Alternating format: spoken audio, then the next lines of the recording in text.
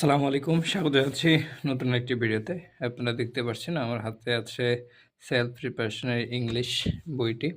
তো এই বই থেকে আমি আপনাদেরকে দেখাবো যে হচ্ছে কোন অধ্যায়গুলো আপনারা বেশি চর্চা করবেন। ঠিক আছে? কোন অধ্যায়গুলো সবচেয়ে বেশি ইম্পোর্টেন্ট।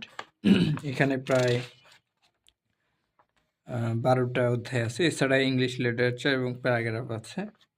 তো এখান থেকে আমি বলবো যে গুরুত্বপূর্ণ অধ্যায় হচ্ছে সবথেকে বেশি হচ্ছে preposition, right form of verb, transformation of sentence, gender,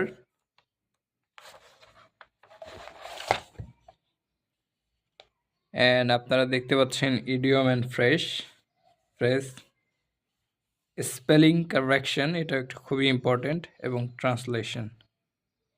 এই যে কটা চ্যাপ্টারের কথা বললাম, এই চ্যাপ্টারগুলো আগে শেষ করবেন। আবারও বলতেছি কোন কোন অধ্যায় এই চ্যাপ্টারগুলো আগে শেষ করবেন।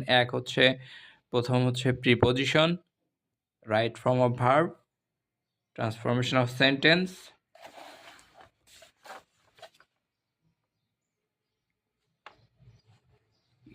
Idioms and phrase, spelling correction, translation.